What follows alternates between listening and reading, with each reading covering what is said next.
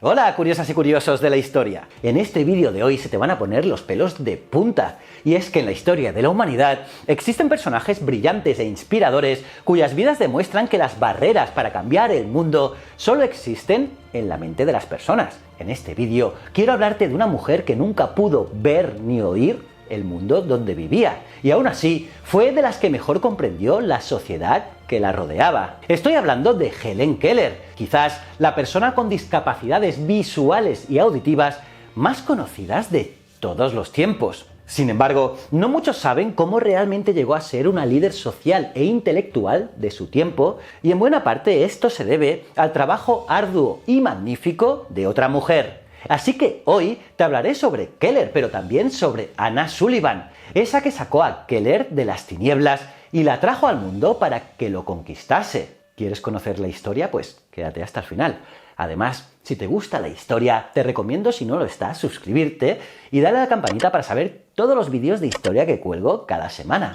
Aparte de, claro, un buen like, que eso siempre ayuda. Soy JJ Priego, esto es Historias de la Historia, y aquí se cuenta la historia de otra forma. ¿Quieres saber más? Acompáñame.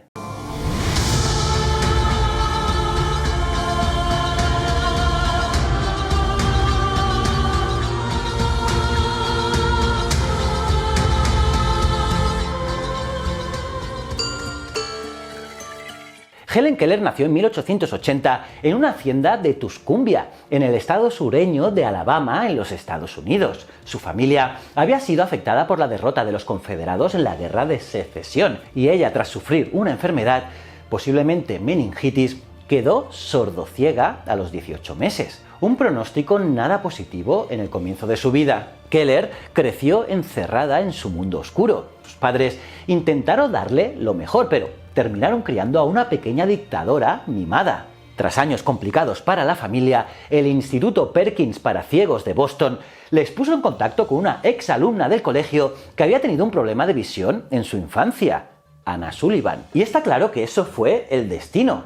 Anna tenía 21 años y Helen 7. Y Sullivan se convirtió en su maestra e instructora, pero luego en su amiga y su confidente. Anna comenzó a comunicarse con la niña por medio del deletreo de palabras en su mano, y tras un mes, Helen se dio cuenta de que los movimientos que Anna hacía mientras metía su otra mano bajo el agua simbolizaban la idea de agua. Entonces, Helen quiso conocerlo todo. Así que con una mano sujetaba un objeto y Anna se lo deletreaba con la otra. Y así con todo. Y de esta manera el potencial de la niña explotó y se encarriló en un aprendizaje continuo, manejando la lectura y la escritura en braille poco después. Y de esta manera se convirtió en una lectora compulsiva. Anna Sullivan produjo un milagro, pero quedaba la parte de Keller. Y para eso, ambas se mudaron a Boston, donde Helen tomó contacto con el nuevo mundo que estaba descubriendo. En el Instituto Perkins había otros niños como ella, y se comunicaban gracias al sistema dactilológico táctil.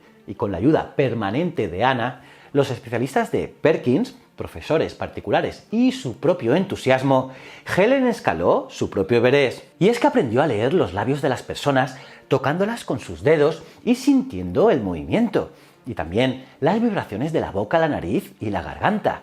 Incluso ella misma pudo hablar un poco reproduciendo lo que sentía en sus manos. Y ojo que acabó llegando a la universidad. Sí, estudió en la universidad. Vaya crack.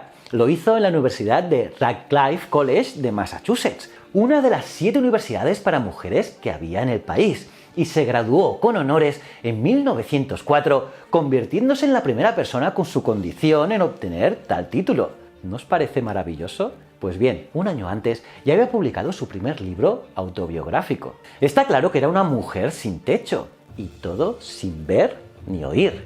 Eso sí, también fue afortunada de haber podido contar con los medios para desarrollar su potencial gracias a su familia y a personajes ilustres como Alexander Graham Bell o Mark Twain, que ayudaron o mediaron para conseguir la financiación necesaria. Y es que sin eso era difícil que saliera de su hogar, pero claro, el poder y la potencial que tenía esta chica era alucinante. Y claro, ella se dio cuenta de todo eso, que sin recursos la gente de su misma condición no llegaría muy lejos. Y se dio de todo esto cuenta en la universidad. por lo que comenzó a preguntar e investigar hasta llegar a la terrible conclusión de que el porcentaje de niños discapacitados es mucho mayor entre la población con menos recursos económicos. El dinero hacía que muchos niños no pudiesen tratarse y desarrollasen una discapacidad que se pudo haber atenuado. Casos como el de ella eran imposibles de tratar para otros. Pues bien, esa injusticia social la llevó a acercarse a las agrupaciones socialistas universitarias que luchaban en favor de los oprimidos, fuesen discapacitados, obreros o mujeres. De hecho, se afilió al partido de esa ideología. Y así Helen empezó a vivir una hipocresía por parte de la sociedad que la rodeaba. Y es que mientras unos la admiraban por sus logros con doble discapacidad, otros la juzgaban por sus ideales, llegando a decir que alguien como ella no podía tener una visión objetiva de la realidad.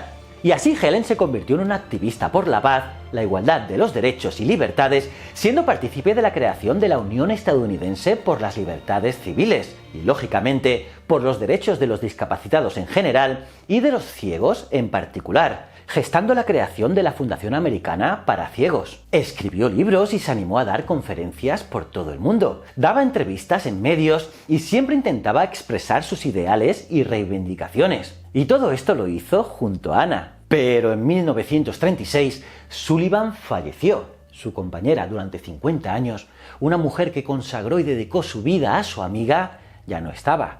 Y Helen aún la necesitaba.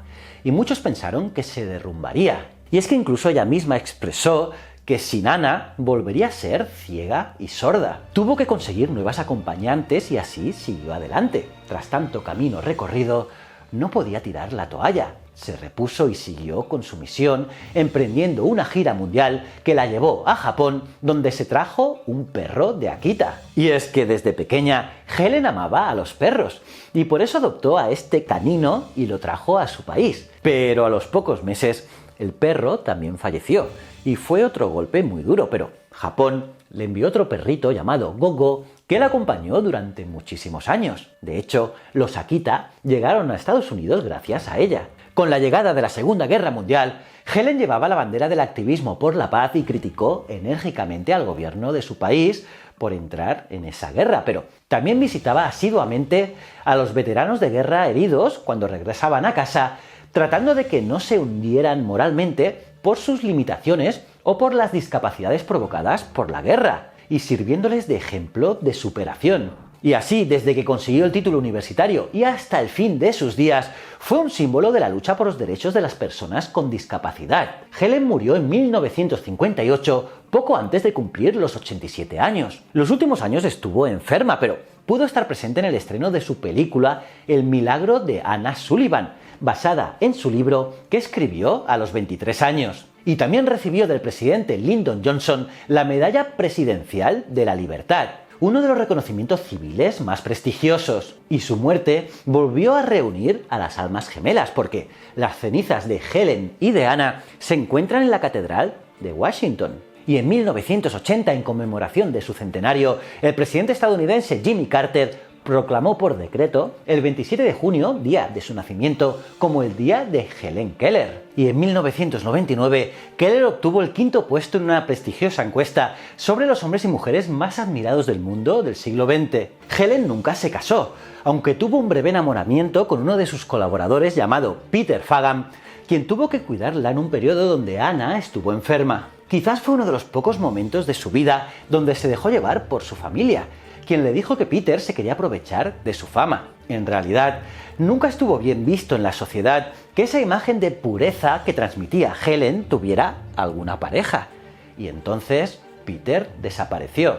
Y bien, antes de finalizar, esta maravillosa fotografía muestra a Keller en su encuentro con Chaplin durante el rodaje de una de sus películas en 1918. Charlaron y pasearon, y al final él la invitó a una especie de fiesta donde cenarían y verían algunas películas. No parece un plan muy bueno para una sordociega, pero los presentes cuentan que Helen primero tocó el vestuario, el bastón y hasta el bigote de Chaplin para hacerse una idea de lo que saldría en pantalla, y con lenguajes de señas en su mano, Anna le describió la película. Los allí presentes contaron que por sus gestos y risas no se perdió ningún detalle. Y es que Keller era tan extraordinaria que a veces las personas olvidaban que desde bebé no podía ver ni escuchar nada del mundo que la rodeaba. Increíble, ¿verdad? Y nada más curioso, ¿qué te ha parecido su vida? Es impresionante, ¿verdad? ¿Se te ponen los pelos de punta o no se te ponen? Me lo podéis poner en los comentarios, que os leo a todos. Y si te gustó, pues comparte este vídeo con tus amigos y dale un buen like, que eso siempre ayuda. Y si no estás suscrito al canal, ya sabes, dale a este botoncito y aquí también te dejo un vídeo que te va a encantar y mis otros 2 canales. Y recuerda, el conocimiento es un requisito esencial para la supervivencia. Nos vemos en el próximo vídeo. Muchísimas gracias.